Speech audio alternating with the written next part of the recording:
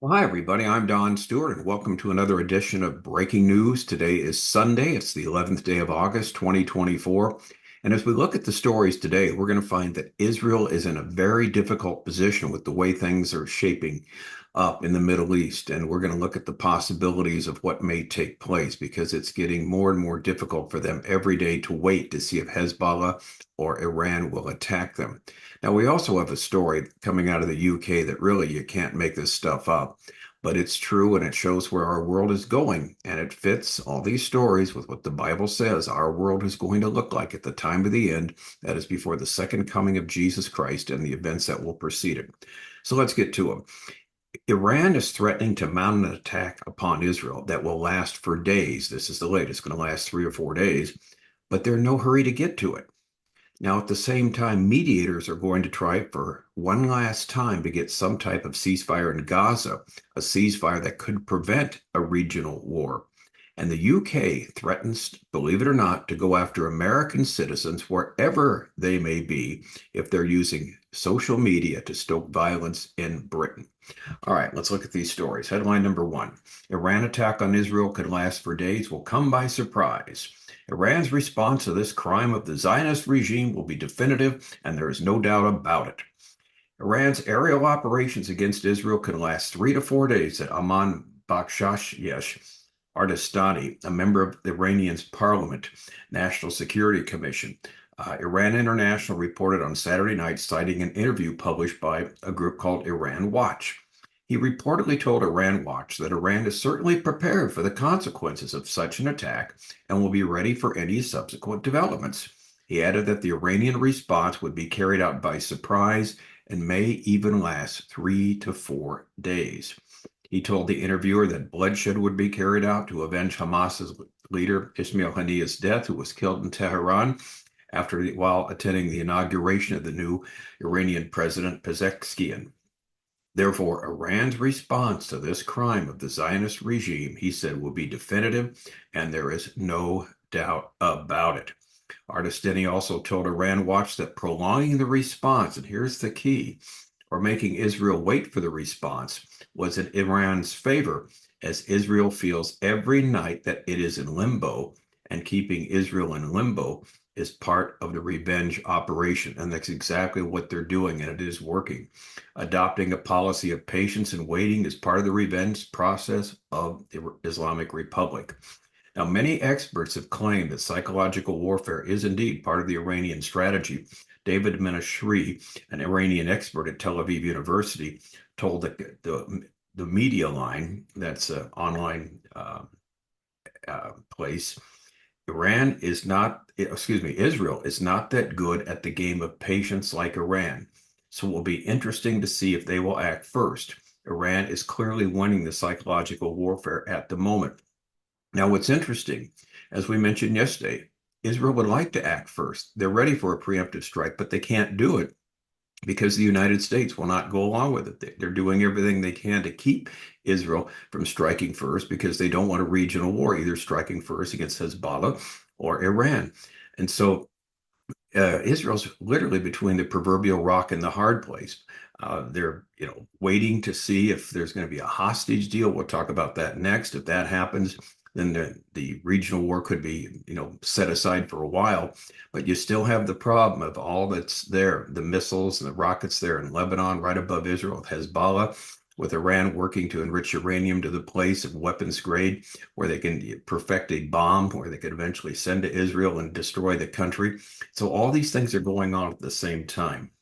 And so, referring to the claims by Iran's missions, we go back to the article to the UN on Friday that Tehran would honor any Gaza ceasefire and hostage deal accepted by Hamas and therefore would refrain from attacking. Ardestani said that this would indeed be the only situation in which Iran would not retaliate. Now, you get that? We won't retaliate if there's a hostage deal and a ceasefire deal. So, in other words, to avoid all of this, just make a deal with Hamas.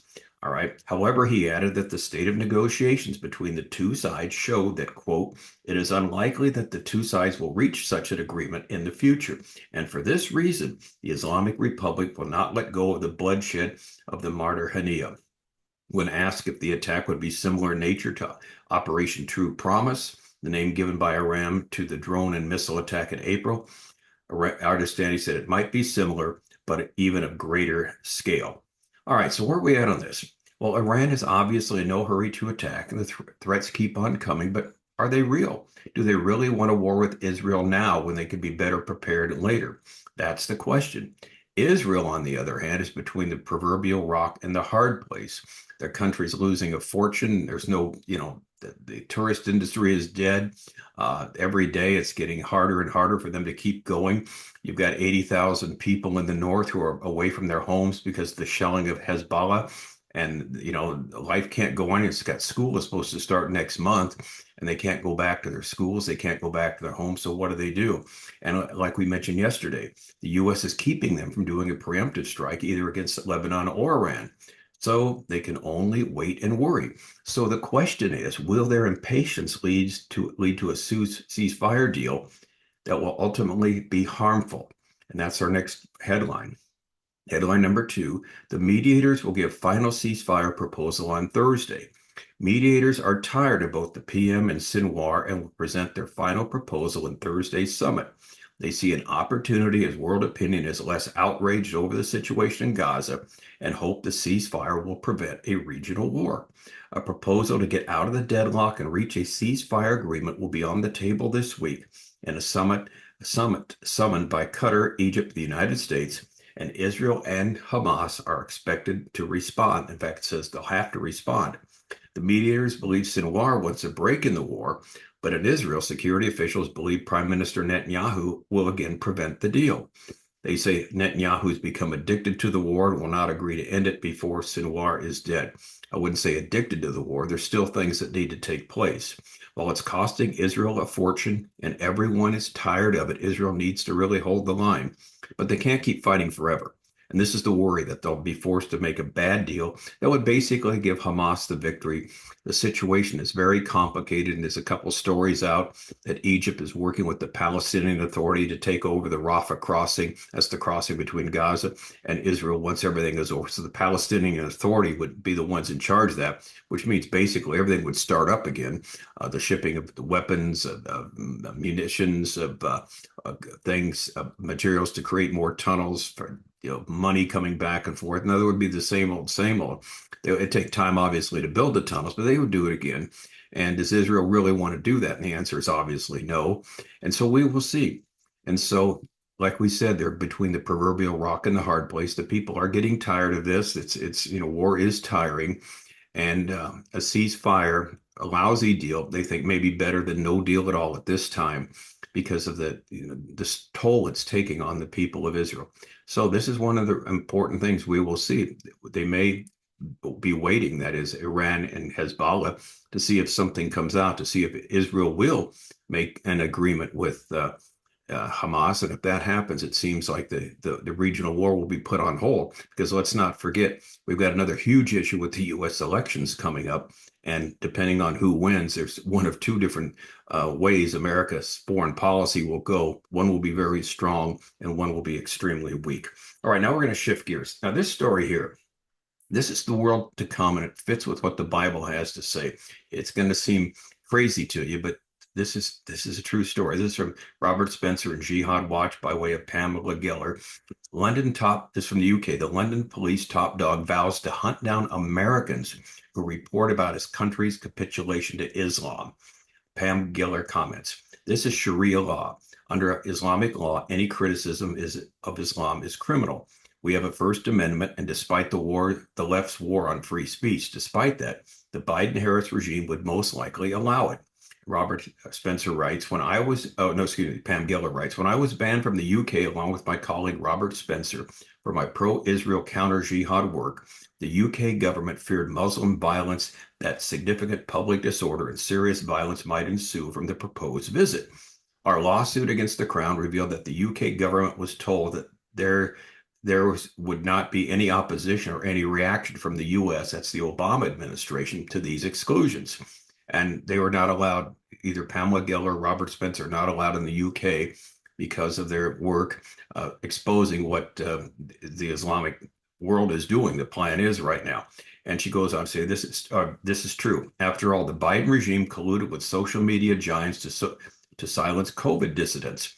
And it considers Tulsi Gabbard a terrorist because she criticizes the regime.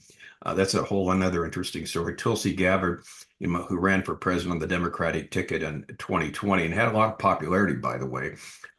She's changed to becoming an independent, spoken out against the left. And now they've got basically air marshals and people tracking her wherever she goes, her and her husband goes, like she's some sort of criminal. Why? Because she spoke out against the current regime. Okay, and it goes on to say the article, it tried to establish a disinformation governance board.